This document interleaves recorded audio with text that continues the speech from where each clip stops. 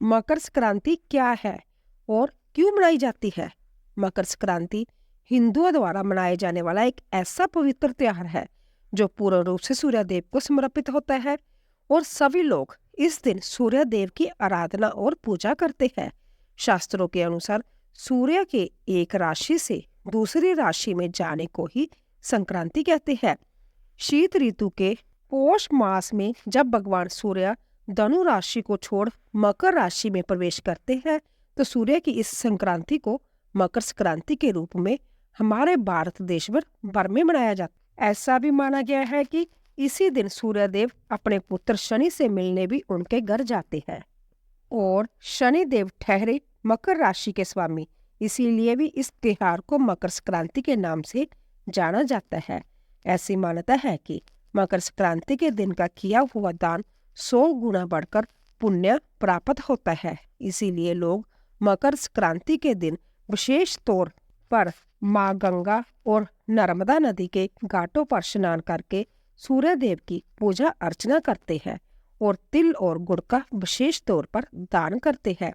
हिंदू पंचांग और शास्त्रों के अनुसार जिस दिन सूर्य देव दक्षिणायन से उत्तरायण की ओर आते हैं उसी दिन मकर संक्रांति मनाई जाती है। 14 जनवरी ऐसा दिन है जब धरती पर सूर्य देव दक्षिण की बजाय उत्तर को गमन करने लगते हैं, जिसे अच्छे दिनों की शुरुआत भी माना जाता है।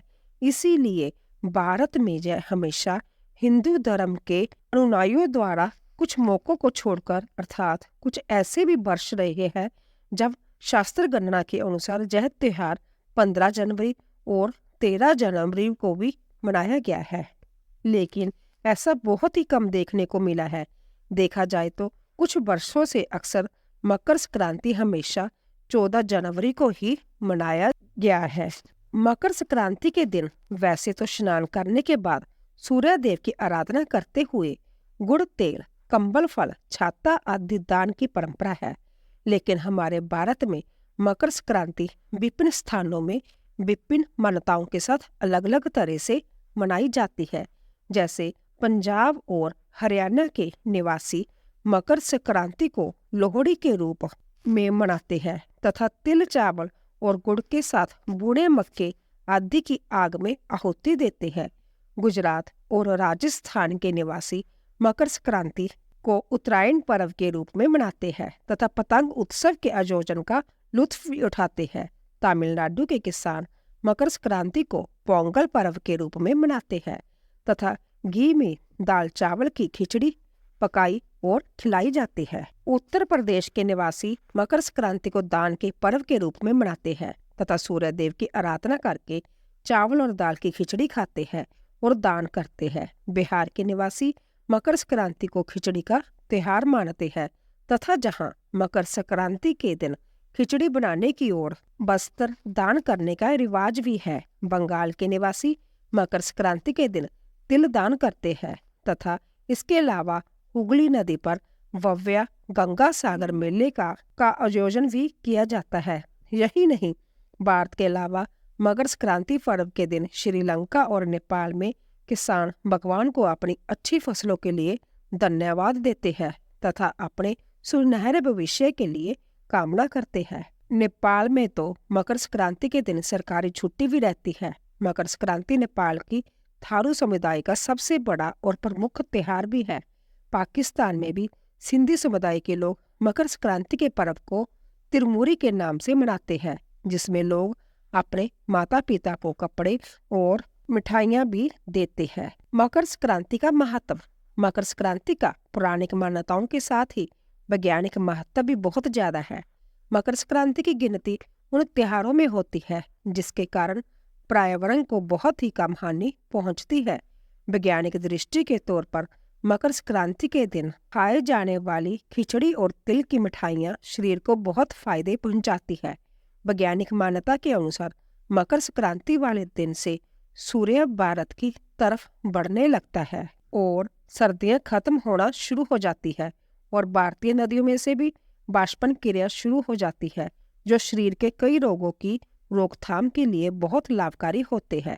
इसीलिए मकर संक्रांति के दिन नदियों में स्नान करना वैज्ञानिकों के अनुसार शरीर के लिए बहुत फायदेमंद रहता है।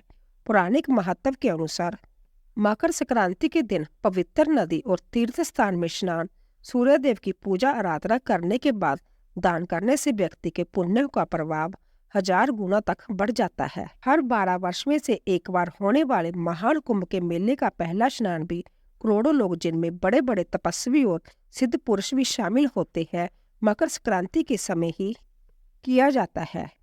पौराणिक कथाओं के अनुसार इस दिन भगवान सूर्यदेव अपने पुत्र शनि से मिलने संभव उनके घर जाते हैं और शनिदेव खुद मकर राशि के स्वामी हैं। इसीलिए इस दिन को मकर संक्रांति के नाम से जाना जाता है। पौराणिक मान्यताओं के अनुसार इस दिन ही महाराज भागीरथ ने अपने पूर्वजों के लिए तर्पण किया था और माँ गंगा जी उनका तर्पण स्वीकार करने के बाद उनके पीछे पीछे चलकर कपिल मुनि के आश्रम से होकर गंगा समुद्र में जा उनसे मिली थी। इसीलिए मकर संक्रांति पर गंगा सागर में भव्य मेला लगता है। पौराणिक मान्यता ये भी है कि इस दिन को ही महाभारत काल के महान योद्धा भीष्म पितामह ने भी मोक्ष पाने के लिए सूर्यदेव को उत्तरायण होने के पश्चात अपनी देह त्यागने के लिए चयनित किया था। पौराणिक कथाओं के अनुसार इस दिन ही भगवान विष्णु ने मधुकैटभ नाम के एक राक्षस का वध करके मंदार पर्वत को उसके कंधों पर रखकर उसे दबा दिया था, जिसके कारण ही भगवान श्री विष्णु जी को मधुसूदन नाम की उपाधि दी गई थी और तभी से मकर संक्रांति को बुराई पर अच्छाई की जीत दिवस के रूप में भी मनाया जाता है। एक पौराणिक कथा के अनुसार मान्यता ये भी है कि इसी दिन माँ यशोदा ने प्रभु श्री कृष्ण जी के जन्म के लिए व्रत किया था। तब सूर्य देवता उत्तरायण काल में पद अर्पण कर रहे थे और तभी से मकर संक्रांति व्रत का प्रचलन भी शुरू हो गया।